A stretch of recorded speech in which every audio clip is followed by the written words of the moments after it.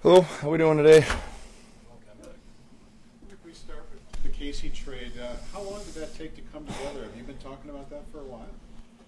Yeah, before I get into specifics, I think it's important for me publicly to acknowledge what a great player and person Casey Middlestead is. I have just an incredible amount of respect for Casey. You know, when I first got this job, this is 4 years. I mean, he went from kind of a healthy scratch and on the taxi squad, and some struggles to turning into a heck of a hockey player, and I give him all the credit for that because of the work he's put in.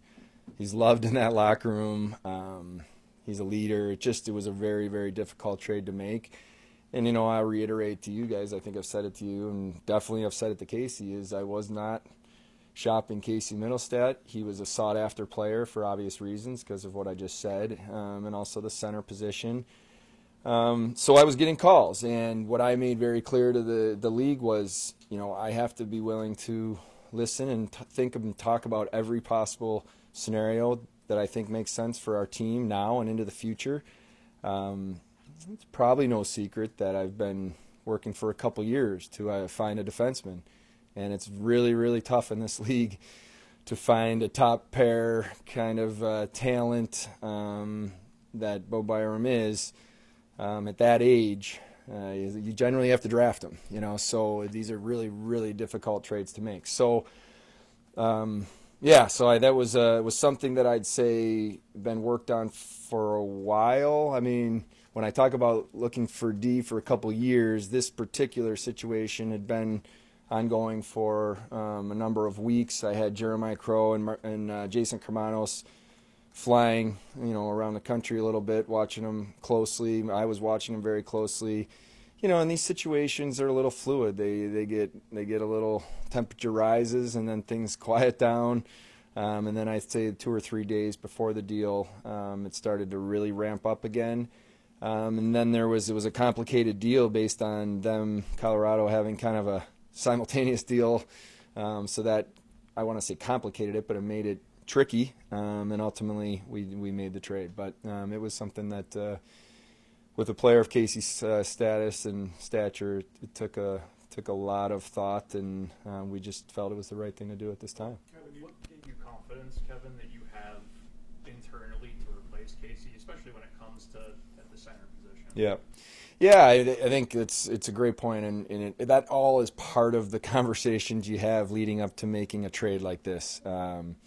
I think Peyton Krebs, his foundation of his game, take away, we know he has offensive abilities. We knew when we drafted him he's a highly skilled player. He's a good playmaker, but the foundation of his game's better, and I think you'll start to see more of the offensive side come out as that base is there. And I think he's taken some big steps, which gave us some comfort that he's elevating and prepared for more. So I think that's something that you don't want to overwhelm and you don't want to force anything, but I think over time that we envision, certainly having some really, in my opinion, high-end centerman prospect helps. Some of these guys, you draft as centers, you don't know 100% until they get here and solidify things. Even Casey sometimes was bouncing to the wing, and but guys, obviously the Savoy's, Kulik, and Ostlund, you see these guys is in the pipeline. So all of that plays a role into the decision you make. Do you want to maybe add at that position this summer, especially after you get to see the last 15 or so games, how Peyton feels in that role and what maybe you have internally? For sure, and I think we have work to do. I mean, the center position is so critical. Obviously the goaltending, key, your defense, in my opinion, the next most important as you build out your roster, and then the center position. And so, you can never have enough centermen and enough depth. And then we do need to figure out the mix. Over the last 48 hours, had conversation with teams with veteran centermen right now that were they available? Could we get them? But I've kind of said this before. This is a tricky time of year to be able to make those type of trades because teams don't want to give those guys up for prospects, picks, that kind of thing. And especially where we are in the standings. So that is definitely something we'll look at. We'll see how the development over the next, a handful of games with Krebs goes, but we do see a upside there, and then we'll make the decision going into the summer. Why Bo, and then what did you see last night that meshed with that you wanted? Well, Bo is everything I look for in a defenseman. Just speaking of me personally, we all have our own eye for what we like, don't like. Obviously, when you make a decision of this magnitude, you're bringing in a lot of people and getting a lot of input from the staff. And me personally, I love his ability to get up in the play, move the puck, his calmness, his skating ability, I believe he's got even more offensive upside than he's been able to completely show this young in his career. And he's a guy that can play both sides. That mattered in this deal. Likes the right side, and so that's something you think about as well. Just his age, where I feel like he's a guy that can really mature and grow with this group, and that's something I've been really working on too. Because if you're gonna look and add a defenseman, especially a top type defenseman, you may do it through free agency, and then it might be really good for a couple years, and now you got a guy at the real back end of his career. So and that's something sometimes you do. But in this situation, we felt like to get this caliber player talent that we can have with us for a long time, hopefully, was the right move. Did you retain any salary in any of your 3 trades? No. How many trades did we make today? Kyle, Eric Johnson, and Casey. No. Yeah. Okay. And just so you know, there is one more trade coming that's in the queue. It's a minor league player that was in Rochester. I can't get into specifics because the trade call hasn't happened yet, but we've agreed on the deal. The paperwork's sent in, so there will be one more coming. But I'd tell you if I could. It's something I can't. But no, the answer is no. No retention. As far as trading Kyle, it's obviously something I guess he wanted. Like, how difficult was it, and what was the process? Did he give you some teams that he would go to? Like, how did you go about it, I guess? Yeah. Sorry. Take a sec here. Yeah, Kyle Okposo, he's just as you guys know, an unbelievable person. I have a lot of respect for people that are selfless in this game, and what he's given to this organization, his heart and soul. And I think back on some struggles that he's had in his own time, and the struggles that we've been through together since I've been general manager, and the care that he had. That's a unique relationship. So I want to thank him. And Danielle and his kids. These are amazing people. So maybe I can talk better when I just focus on hockey and not the personal side. But no, I think when you have a player that, with all the stuff I just said, and is the captain of your team, I believe you owe people the respect to have an honest conversation and understand exactly how they feel, and they need to understand exactly the job that I have and where I'm at. And I'll keep the conversation private, but he made it very clear to me what he was hoping to do and where he was hoping to go at the deadline. And fortunately, we were able to make it happen. I wish him the best, and I know he'll be missed, but I think he's got an amazing opportunity in front of him. And I'm disappointed that I'm talking about this right now, because this isn't where any of us wanted to be in terms of the standings at this time of year.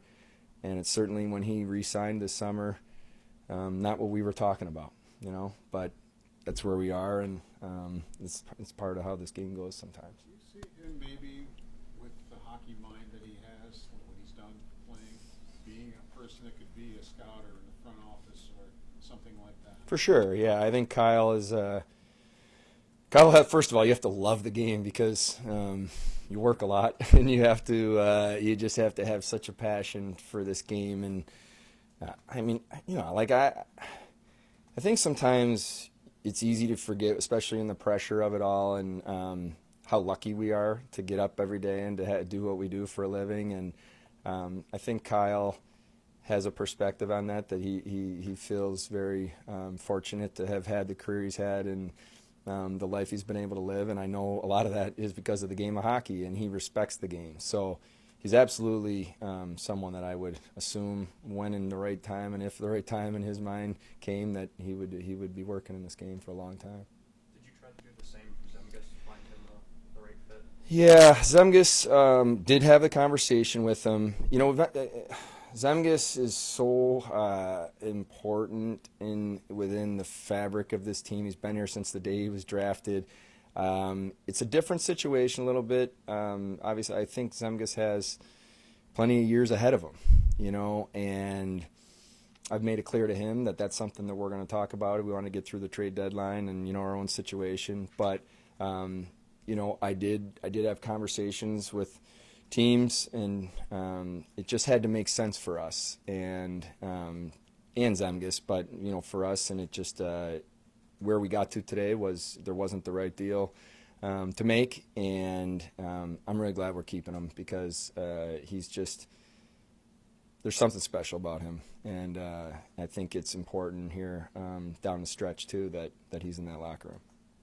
Kevin, when you look at this team, you know, Bo is obviously kind of like Greenway, a move to the future, a guy with term, a guy you might want to keep long term. I guess the question I have is, you may not even know the answer now, it may be more for October, but what kind of personality are you trying to build here? You kind of had a fire wagon hockey team last year, and it seems like as a group you've kind of deviated and become more, tried to be more structured and defensive, and, you know, at times more boring. And I guess that's the question of the season. We even talked with Kyle about it. What are you at this point? What are you trying to be? Yeah, I think that's been a little bit of our problem this year because I think we've been a little caught in between, honestly. I can promise you we don't want to be boring. We want to be fast. We want to play fast. We want to be an up-tempo team that attacks, has team on their heels, pressures pucks, gets pucks back, has skill to, when you get the puck back, now can keep it.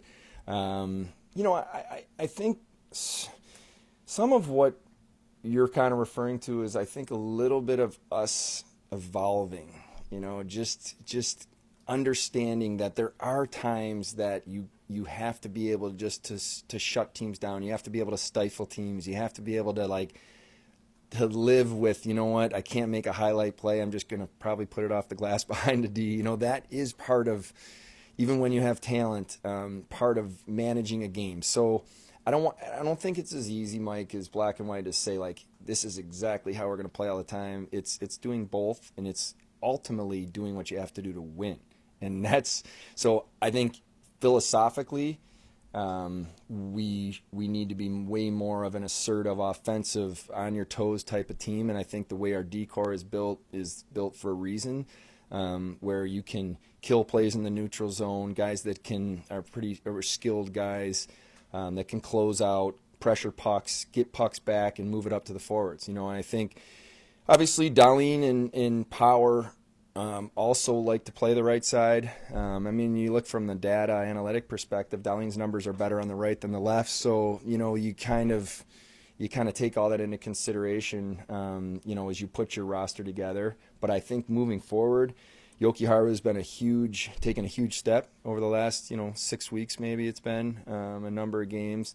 And, I think after Clifton settled in, I thought the first maybe 30 games he's finding his way, and he's kind of settled into his role. And I really like the way our D-core is structured. We obviously sent Ryan Johnson down. You guys saw that. But in terms of the year he's had up to this point, I think he's taken huge steps. So I really excited about the group moving forward that we're putting together on the back end. Kevin, maybe this is a question for the end of the season, but I think a lot of people would ask you, did you expect to be further along in that assertiveness, offensive, kind of on your toes template that you just described? And where was the shortfall, in terms of maybe how you guys judge this roster and put together what you expected from the beginning of the season to where you guys are? Yeah, we're not happy with where we are. This is not where we expected to be. outside the playoff picture at the trade deadline. Making the moves we made, today is not what we wanted to be doing, but it's the reality. And I think part of what we have to do is figure out how much of this is just part of the process and part of the learning and the growing up and just having our guys understand what it's like to play against, a tops guys that may be starting to score, play against other teams' best lines, best D, just figuring that stuff out. How much of that is what we've kind of have to learn and go through versus where were we really off? What didn't we do well enough? Clearly our power play hasn't been good enough. It has to be better. Special teams in general. I mean, that's just a critical part of the game. But, I think I'll say it, and I'm sure everybody else would say we're disappointed with where we are, and we need to be better. And the Bo Byram decision, making a big trade like that, was to upgrade our team and to make our team better now and into the future, and that's what we're going to work towards in the summer. And but yeah, we need. We're young, but we're not inexperienced. So that's the thing. Now we have to take the young talent and use the learning lessons that we have and turn it into winning hockey games. Traded away, a lot of leadership, veteran leadership in Johnson and Oposo. Are guys like Darlene and Cousins, are they at a point in their career now, knowing that they're about 24, whatever? Are they at a point now in their career to take some of that leadership now? Or do they still need more time? Yeah, I believe so. I think you look at the age and experience of those players when Kyle Okposo got the C on his chest to where they are now. There's a big difference. I mean, Rasmus Dahlin has elevated in every single way, on the ice, off the ice, physically, just his voice, his confidence. So Dylan Cousins, another example. But we have leadership in that room, and I think they've been mentored by some really good people. Going back to Craig Anderson, and you mentioned Eric Johnson, same thing. So they've now gained Eric Stahl years ago, and just guys like that they've gained experience from and lessons that they've learned from. So it's their time. That's it. Didn't mean to interrupt. No, you're good. When it comes to Olofsson's, current standing with the organization, did you have options for that today? What's the work there? Yeah. Vic is he's about as good as it gets when it comes to being a pro. It's really tough. I've been really hoping I was going to be able to move him today. I've been working on it. Unfortunately, we weren't able to do anything. But in saying that, I think with moving guys out, he has an opportunity to play right now, and I think that's what's most important to him, getting in, showing that he can be the NHL player that he's been before. But I don't know if you guys understand quite how difficult it is for someone like Vic that scored 28 goals last year and has a career and has contract up to be, kind of going through what he's done and how his first thing in the morning, smile on his face and the work he puts in. So, it's a tough situation, but I really hope he finishes the season strong and, can parlay that into the next, chapter of his career.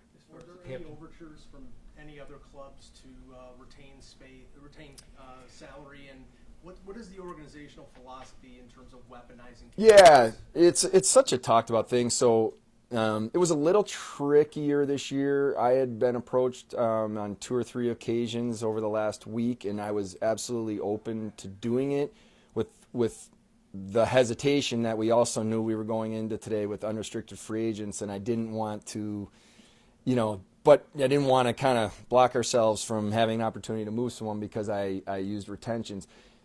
Although the retentions, if they were going to be of enough value, it would have been absolutely something we would have been ready to do. So I guess organizationally, in terms of your question philosophically, yeah, no problem doing it if it makes sense. It's not a late pick for this, or that's not where I think for us made sense, especially with the free agents that we had. Just what's going to be done with the captaincy now? Will it just be open for the rest of the year? Is there a plan, I guess? I honestly, Probably should have thought about that question coming into this, because it's the right question to ask. I haven't talked to Donnie about it. This is all pretty fresh, but I think there's no rush for us. I think we'll just take a breath here, let it naturally happen. But I'm pretty confident there's some people in this room ready to step up. There were reports that teams were calling you about Alex Tuck, and I'm curious what the dialogue with Alex is, just because he is, in the prime of his career. I'm sure not, thrilled to be not playing playoff hockey. Just what was the back and forth like with him, and what was your reaction, I guess, to getting the calls, if you did?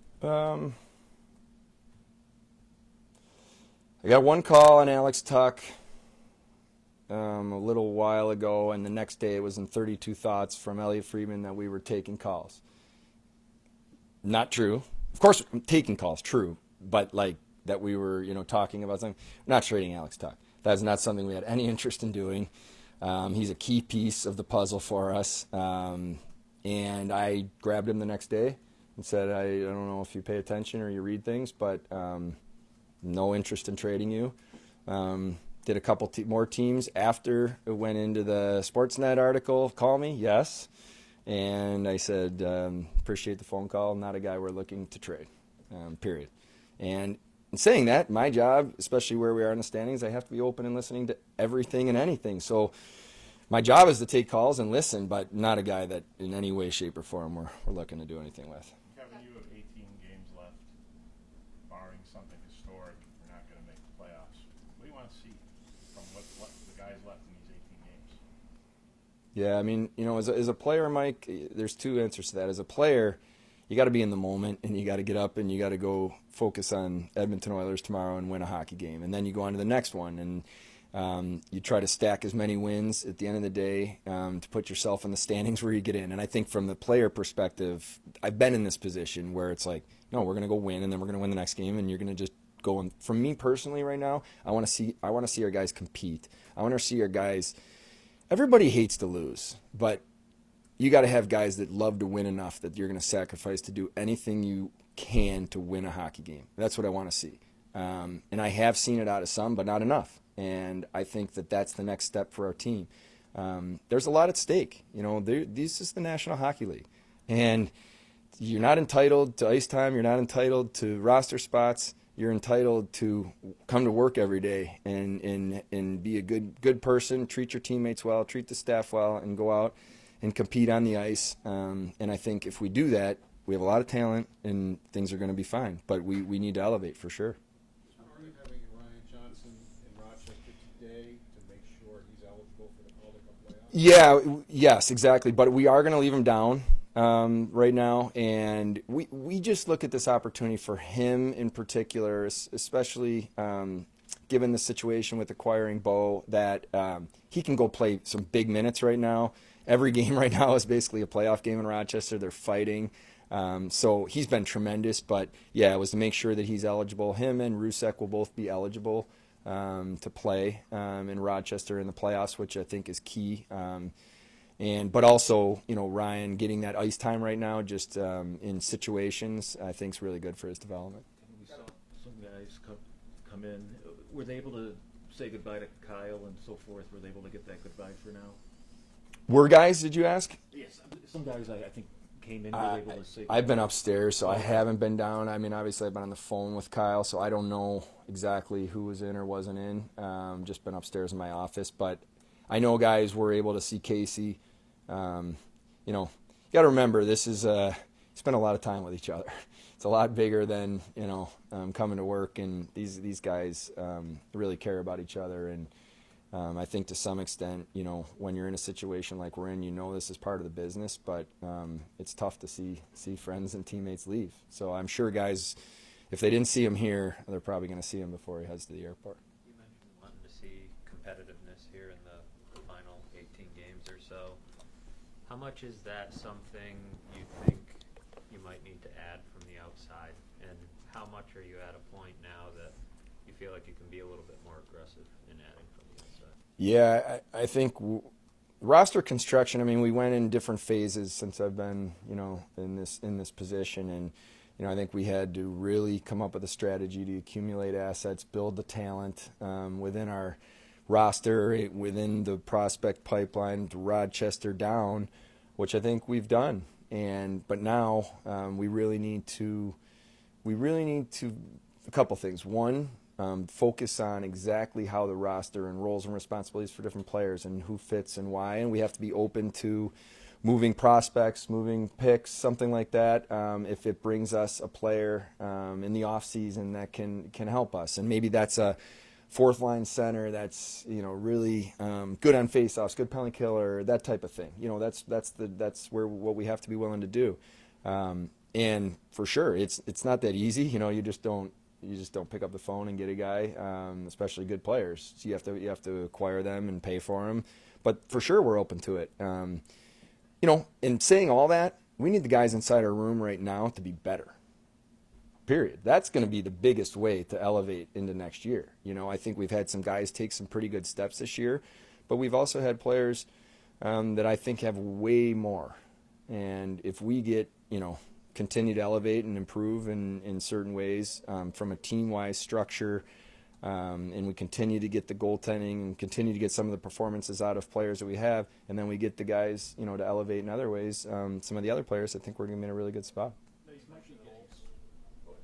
This might be getting ahead of things, but what's the importance of getting some, maybe not necessarily older veterans like Eric Johnson was, but getting some older veterans in there to kind of help provide a bit of a guiding role for the future and filling out the way the rest of the roster is going to be moving ahead? I don't.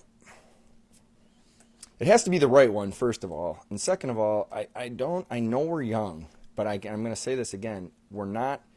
Dylan Cousins is young still in age, but he's now been in the league a while and has a lot of starting to get games under his belt. Owen Power's still young in age, but now you're getting more NHL, kind of been through the league a couple times, So I don't know for where we're at right now. It's as critical that we have to have this leader come in that's been, veteran guy. It might be, but for me, it's more about, can they help us win hockey games? Because I think from a leadership standpoint, and now with the young core that we have and the experiences they've been through and the leadership, the mentorship from the Okies of the world and Zemgus and Craig Anderson and Eric Johnsons and those guys, I'm okay with that. So we just need to identify the right fit. And if they also have pedigree and experience, great.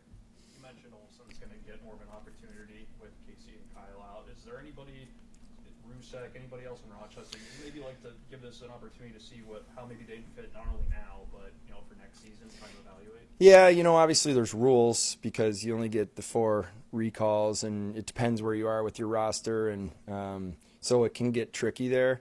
But for sure, I think if the opportunity presented itself, you look at the Yuri Kuliks and Rosines, and obviously you mentioned Rusek and these guys. So we'll see, we'll evaluate it. But I think in a perfect world, you're able to do some of that, but some of it's just going to be dictated on the health of our roster and where we are kind of in our schedule. Jack White is coming up on 6 weeks. I don't think he's quite there yet. Is he getting ready to get back on the ice? Not on the ice yet, but continuing to improve. And yeah, I'd have to look at the exact date. I can't remember, but you're right. Yeah, okay. So he's doing well. I think the goal would be that as we get closer to the end of the regular season, he'd be getting closer and closer, but we'll have to kind of see how he goes over the next few weeks. From a league-wide perspective, what was your reaction to what Vegas did over the last Just season? in general? Yeah. Yeah, I mean they're really talented team. They're Stanley Cup defending champions, and as they've shown since they started their franchise, they're gonna do everything they can to put themselves in the best spot. So there's gonna be some interesting first round matchups. That's for sure. I don't like to talk too much about other teams, but I think what I was happy about with this trade deadline was you never know going into the deadline, especially in the situation we were in. Are you going to be able to make a hockey trade that when you identify a way to help your team and then you really believe can help your team into the future. And in my opinion, that was a really important trade for us, as tough as it is to see Casey go. And then we were able to do some things with the free agents that you don't know, like you don't know going into it how it'll shake itself out. But I feel good about, from our perspective, what happened here the last few days. Devin Cooley, that just came. Devin Cooley. Okay. Just Very you clear. wanna. Yeah, we had 3 goalies in Rochester. We got a phone call late there that they were looking for, so we were able to move, someone that was kind of in a tough spot in Rochester for a 7th round pick. It's for me, it's just it's a good deal for us in that situation we were in. It's good for him. On Quinn, do you expect him to play again this season? I don't know. I don't want to say that because it depends. I think there's a long process to go with him having to check a lot of boxes before I would do it, but I don't want to rule it out. But I wouldn't say that I'm expecting it. Did you have a question? I know you. Okay, I felt bad because I ignored you a couple of times. All right, thanks everyone. Have a good day.